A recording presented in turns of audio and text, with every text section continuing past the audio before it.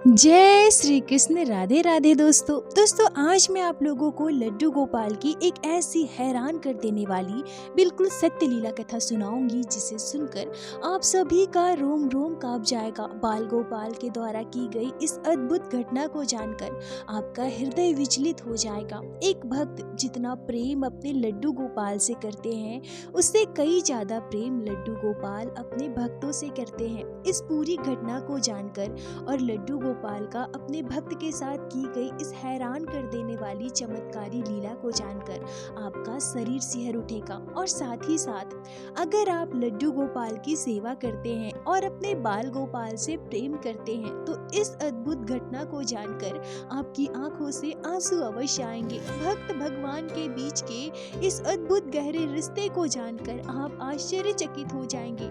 आप सभी भक्तों से मेरा विनम्र निवेदन है कि कृपया आज की इस लीला कथा को, इस वीडियो को पूरा अंत तक अवश्य देखें, तभी आप लोग आज की इस अद्भुत घटना को पूरी तरह से समझ पाओगे। आज की यह लीला कथा कोलकाता में रहने वाली मोहिनी जी के साथ घटी है। मोहिनी जी जो भगवान श्री कृष्ण की अनन्य भक्त है, घर पर लड्डू गोपाल विराजित है जिनकी वो पूरे श्रद्धा भाव से सेवा करती हैं।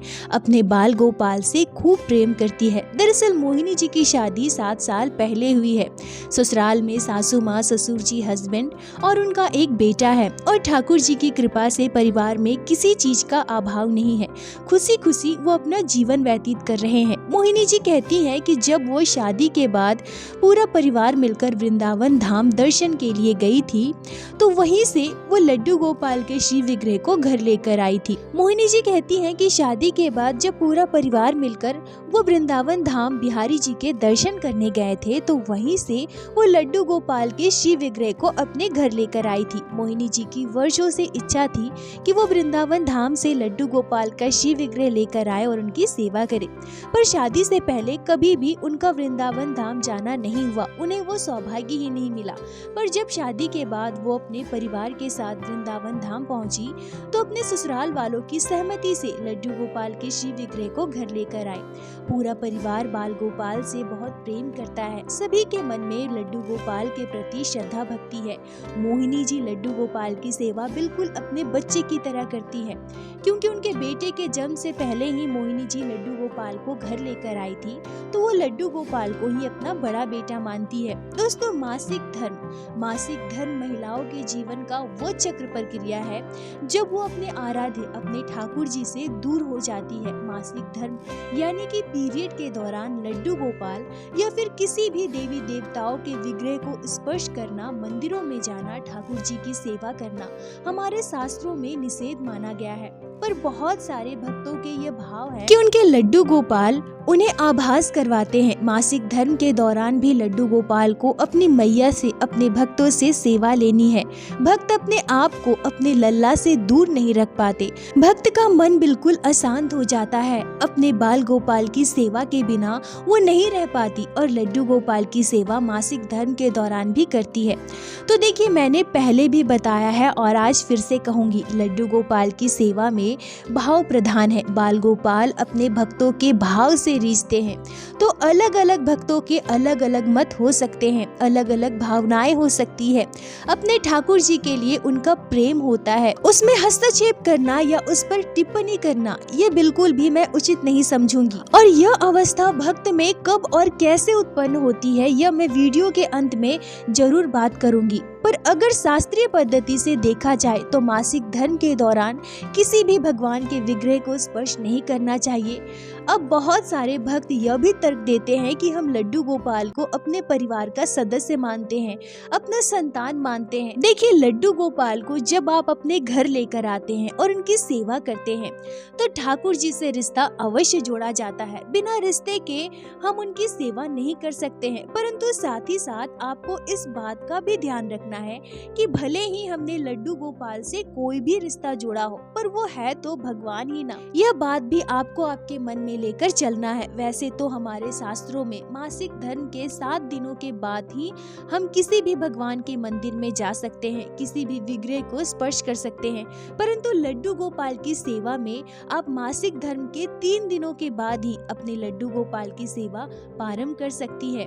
तो यह अंतर है दूसरे विग्रह और लड्डू गोपाल की सेवा में। तो मैं आशा करती हूँ कि आप लोग इसे अच्छी तरह से समझ गए होंगे। अब मैं लीला कथा में वापस आती हूँ। लड्डू गोपाल को मोहिनी जी के घर आए हुए लगभग 5 साल बीत गए हैं। हर साल जन्माष्टमी का त्योहार मोहिनी जी का परिवार बहुत ही धूमधाम से मनाते हैं।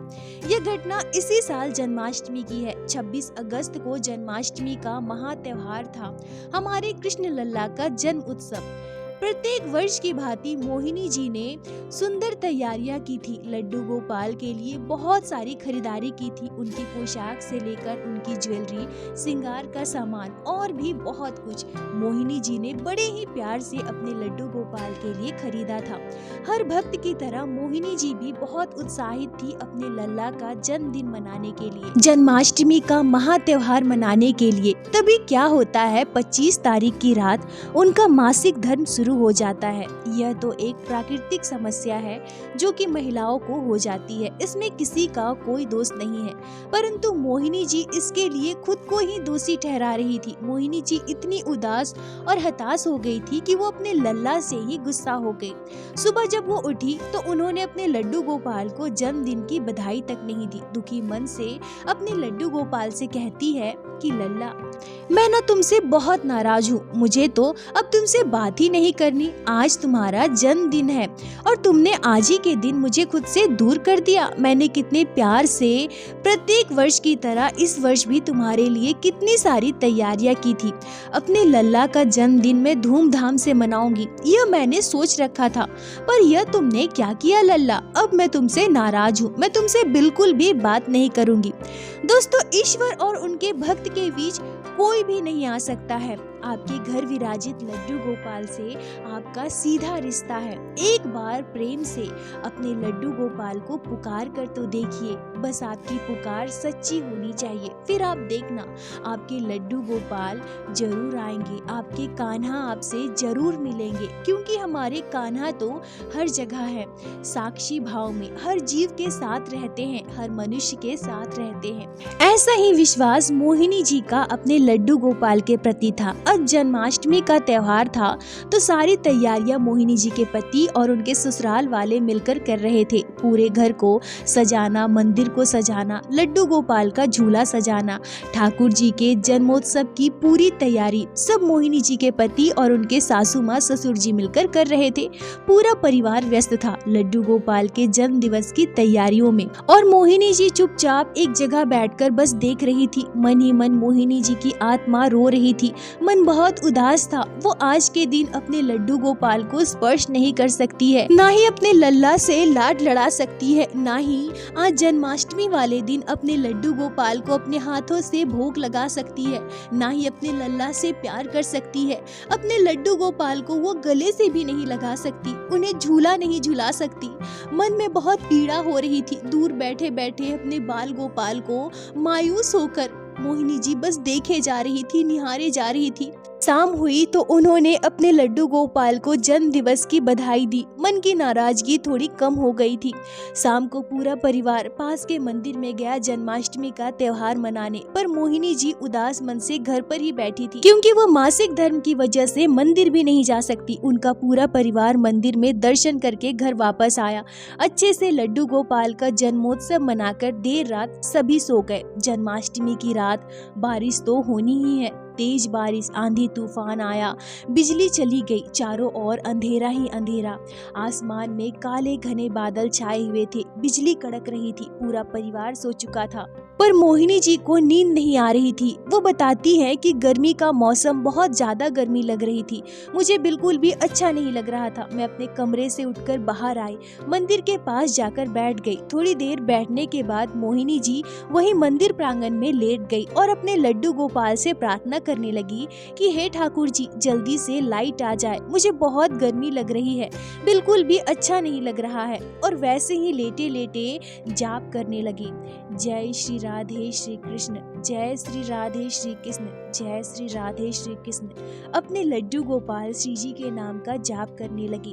कब 1 से 3 बज गया उन्हें पता ही नहीं चला। दोस्तों, तभी मोहिनी जी कहती हैं कि उनके जीवन में एक ऐसी हैरान कर देने वाली घटना घटती है जिसे आज भी याद कर उनके शरीर का रोम रोम कांप जाता है, आंखों से आंसू बहने लगते हैं। मोहिनी जी कहती हैं कि लेटे लेटे मैं श्री राधे श्री कृष्ण के नाम का जाप कर रही थी, तभी उन्हें ठाकुर जी भगवान श्री कृष्ण के कोमल चरणों के दर्शन होते हैं। इतने कोमल, जैसे पुष्प से भी नर्म, बिल्कुल दूध जैसे, पैरों में आलता लगा हुआ और आकार में इतने विशाल जैसे पूरी दुनिया, पूरे ब्रह्मांड से भी बड़े हो। इस अनंत ब्रह्मांड के रचयिता भगवान श्री कृष्ण के चरणों को मोहिनी जी अपने ओर आते हुए देख रही थी। मोहिनी जी कहती है कि वो भगवान श्री कृष्ण के चरणों को अपनी ओर आते हुए स्पष्ट रूप से देख पा रही थी। ठाकुर जी के चरण बिल्कुल मोहिनी जी के करीब आ जाते हैं। मन ही मन मोहिनी जी बहुत प्रसन्न हो रही थी। मोहिनी जी ठाकुर जी के चरणों को स्पर्श करती है, उन्हें वो छू पाती है। सुबह से वो ठाकुर जी के लिए रो रही थी, तड़प रही थी, बाल गोपाल को स्पर्श ना करने की वजह से।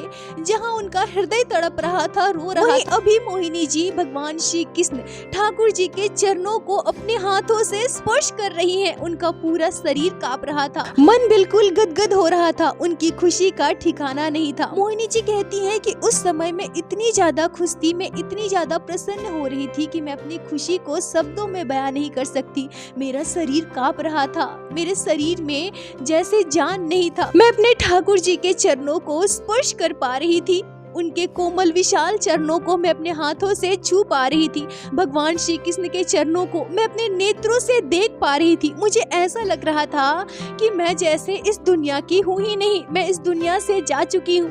अपने ठाकुर जी के चरणों में मुझे स्थान मिल चुका है। मोहिनी जी भावुक होकर कहती हैं कि अब भी जब मैं अपनी आंखों को बंद कर रही हूँ तो मुझे ठाकुर जी के चरणों के दर्शन हो रहे हैं। मैं ठाकुर जी, हमारे भगवान श्री कृष्ण के चरणों को देख पा रही हूँ। तभी उसी समय बिजली आ जाती है, घर में रोशनी हो जाती है और ठाकुर जी के चरण मेरे नेत्रों से ओझल हो जाते हैं। मन बहुत प्रसन्न था, मन भावुक था। मैंने जो अनुभूति की उसे मैं अपने जीवन काल में तो क्या, पूरे 7 जन्मों में भी नहीं भूल सकती। जन्माष्टमी की रात ठाकुर जी के चरणों का मैंने दर्शन किया, इससे बड़ा सुखद पल मेरे जीवन में भला क्या हो सकता है। सुबह मैंने अपने परिवार वालों को यह बात बताई कि कैसे मुझे ठाकुर जी के चरणों के दर्शन हुए। मैंने अपने ठाकुर जी के चरणों को स्पर्श किया। मेरी बात सुनकर, मेरे साथ घटी इस अद्भुत घटना को जानकर मेरा पूरा परिवार बिल्कुल आश्चर्यचकित था। जन्माष्टमी की रात मेरे साथ जो घटना घटी वो किसी चमत्कार से कम नहीं था। मोहिनी जी कहती हैं कि उसी दिन शाम के समय मुझे चाय पीने की इच्छा हुई। फ्रिज में कटोरी में दूध रखा हुआ था। मैंने वो कटोरी निकाली तो उसके अंदर दाने दिखाई दे रहे थे।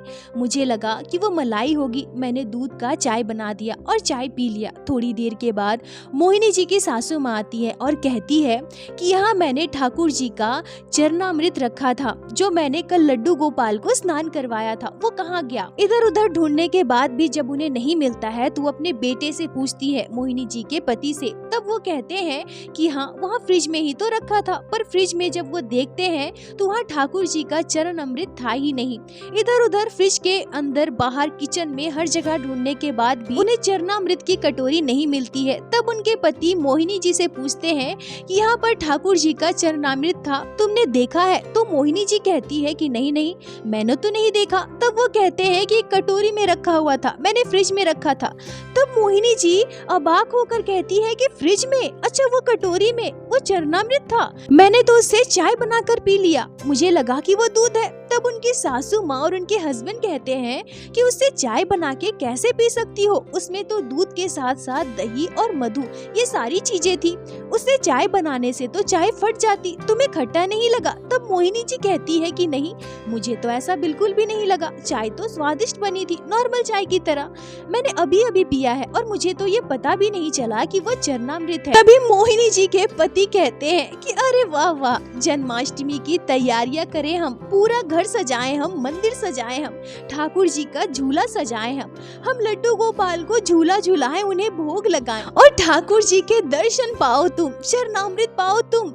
दोस्तों, मोहिनी जी नम आंखों से अपने पति से, अपनी सासू माँ से कहती है, मेरे ठाकुर, मेरे लड्डू गोपाल मुझे मायूस नहीं देख सकते, मुझे दुखी नहीं देख सकते, मुझे हताश नहीं देख सकते, इसलिए उन्होंने मुझे दर्शन दिए। मेरी शारीरिक अवस्था को मेरे लड्डू गोपाल जानते हैं। मैं रस्मों रिवाज की वजह से उनसे दूर हो सकती हूँ, पर मेरे कान्हा मुझसे कभी दूर नहीं हो सकते। दोस्तों, ईश्वर और भक्त के बीच कभी कोई नहीं आ सकता है, कोई नियम, कोई भी धर्म, कुछ भी नहीं। बस आप सच्चे हृदय से अपने कान्हा को पुकार कर देखिए, फिर आप किसी भी अवस्था में हो, आपके लड्डू गोपाल, आपके कान्हा, भगवान श्री कृष्ण आपकी पुकार जरूर सुनेंगे। और भक्ति में कोई भी नियम तब लागू नहीं होता जब आप पूर्ण रूप से, सच्चे भाव से अपने ठाकुर जी की सेवा करते हैं, अपने लड्डू गोपाल से प्रेम करते हैं। बस आपकी भक्ति सच्ची होनी चाहिए। जो ठाकुर जी के सच्चे भक्त होते हैं ना, वो बिल्कुल पागल से होते हैं। उन्हें कोई नियम धर्म कुछ भी नहीं पता, उन्हें किसी चीज से कोई मतलब नहीं है। वो तो बस अपने लड्डू गोपाल, अपने ठाकुर जी के लिए पागल होते हैं। उन्हें तो बस अपने ठाकुर जी से दूर नहीं रहना, उनसे प्रेम करना है, उनकी सेवा करनी है। दोस्तों, जिनके ध्यान में बस ईश्वर होता है, उनके ठाकुर होते हैं, वो सांसारिक नियमों से परे होते हैं। परंतु हाँ, इस बात का ध्यान रखिए, ठाकुर जी से आपका रिश्ता इतना प्रगाढ़ तभी होगा जब आप पूर्ण रूप से अपने आप को भक्ति में समर्पित कर देंगे, अपने लड्डू गोपाल को हृदय से प्रेम करेंगे, अपने ठाकुर जी को देखते ही जहां आपके नेत्रों से आंसू छलक जाए, जहां आपके ठाकुर जी की कथा हो, लड्डू गोपाल की बातें हो, वहां आपका मन एकाग्र हो जाए। अगर आपके ठाकुर जी के बारे में कोई बात कर रहा है, कोई चमत्कार सुना रहा है, तो वहां आपके मन में शंका ना आए, तब आप समझ लेना आप सांसारिक नियमों से परे हो चुके हो। आपकी भक्ति को, आपकी सेवा को, आपके प्रेम को आपके लल्ला ने स्वीकार किया है, भगवान श्री कृष्ण ने आपको अपना लिया है। मोहिनी जी, आपका बहुत बहुत धन्यवाद जो आपने लड्डू गोपाल के इस भावपूर्ण, भगवान श्री कृष्ण के इस चमत्कारी घटना को हमारे साथ शेयर की, जिसे मैं हमारे चैनल के माध्यम से बाकी सारे भक्तों तक पहुंचा सकी। अपना साथ और प्यार ऐसे ही बनाए रखें। दोस्तों, इस घटना पर आपके क्या विचार है, क्या राय है, कमेंट में जरूर बताएं।